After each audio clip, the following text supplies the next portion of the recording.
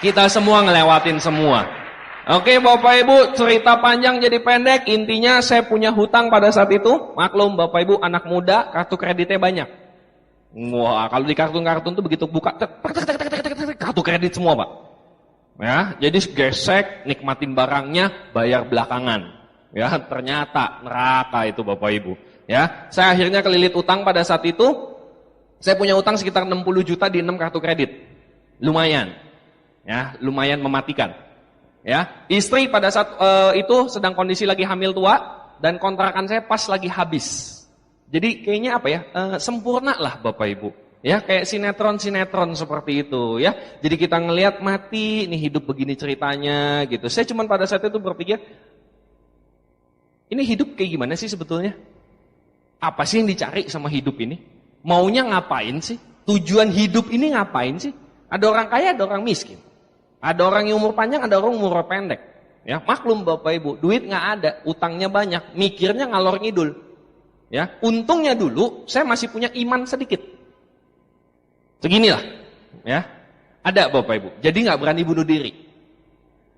Tapi serius dulu saya pengen bunuh diri. Karena saya mikir gini, utang banyak, hidup sengsara, buat apa? Makanya saya bingung. Kalau Anda punya teman sengsara, miskin lahir batin, terus dia bilang, dinikmati aja.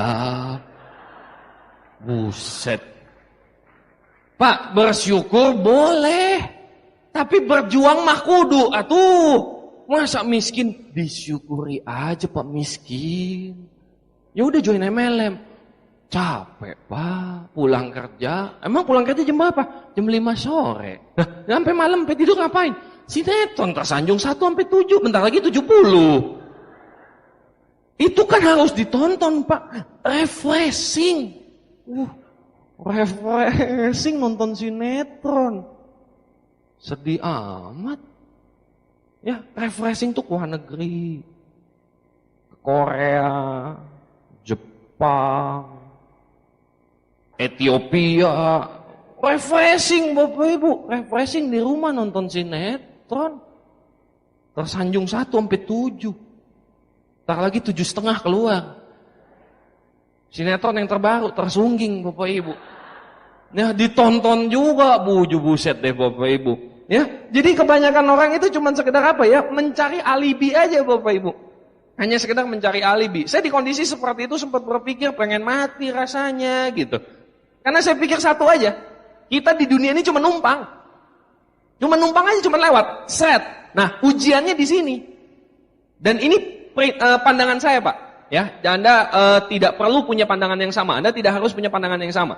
Tapi pandangan saya seperti ini. Kalau di bumi ini aja, Anda nggak bisa berhasil. Anda nggak bisa bantu orang lain untuk menjadi sukses atau menjadi orang yang baik.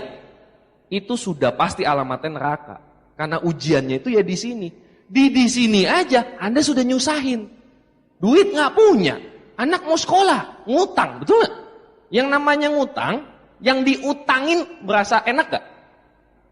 Kan nggak punya duit nih. Contoh, tetangganya nggak punya duit, datang-datang uculuk-uculuk pakai nangis. Anak saya mau sekolah, Om. Pinjem uang, gitu. Anda nggak tega ngasih. Sebetulnya nyaman nggak sih ngasih begituan? Enak nggak sih sebetulnya? Terancam nggak balik ini. Nyusahin nggak menurut Anda dalam hati ngomong nih orang nyusahin nggak? Jujur aja Bapak Ibu. Nyusahin. Yang namanya kita nyusahin orang dosa apa pahala? Jadi kalau kita nggak punya duit, hidup kita susah mulu, nyusahin orang mulu, itu alamatnya mana? Nah, itu tadi sudah. Itu pandangan saya Bapak Ibu. Ya, jadi saya merasa Bapak Ibu, kayak sekarang contohnya, saya ngomong seperti ini, Pak Bu, ini sebagian besar, bukan sebagian besar, ya 99,99999%, ini bukan jaringan saya. Anda join, saya nggak dapat uang Pak, nggak dapat. Tapi kalau Anda join, Anda berhasil Pak, minimal 1, saya yakin. Anda ngomong, makasih loh buat Pak Elvanto, semoga Tuhan membalas semuanya. Itu aja Pak yang saya cari Pak, pahalanya itu aja yang saya cari. Dan di bisnis ini dipaksa untuk seperti itu, oke? Ceritanya terlalu melenceng tadi Pak ya. Intinya saya ngutang, ya saya punya banyak sekali hutang, hidup terpuruk dan di kondisi waktu itu saya harus memilih nerusin bisnis ini atau tidak. Intinya seperti itu. Dan pada saat itu saya cuma berpikir, saya bentar lagi punya anak. Oke? Saya bentar lagi punya anak dan kalau saya punya anak, Logikanya, saya pengen dia sukses nggak? Hah? Ya dong, ya kan? Lagu lama kan kalau orang tua bilang gini, kamu harus sukses ya nak ya, jangan kayak bapakmu. Ada yang ngomong kayak gitu? Jangan sampai Pak. Jangan sampai ngomong seperti itu. Itu menunjukkan seberapa pecundangnya diri kita. Anda bisa kebayang nggak? Contoh anak itu siapa? Orang tuanya. Dan orang tuanya sudah ngomong ke anaknya, kamu harus sukses, jangan kayak bapak. Gimana dia bisa sukses? Kita berpikir secara logika Pak. Maka akan terjadi apa? Duplikasi. Dan multiplikasi. Kamu harus sukses ya nak, jangan kayak bapakmu. Orang susah. Terus dia nyontohnya siapa? Bapaknya. Terus gimana caranya dia sukses Pak?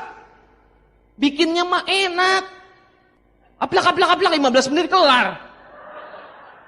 Ya, cuman setahu saya Pak, di mana-mana yang penting adalah mendidiknya, bukan membesarkan. Kalau membesarkan di panti asuhan banyak, dan banyak kok anak yang dari bayi di panti asuhan bisa gede. Tapi kalau soal pendidikan, itulah tanggung jawab seorang orang tua yang memang sudah diberikan tanggung jawabnya.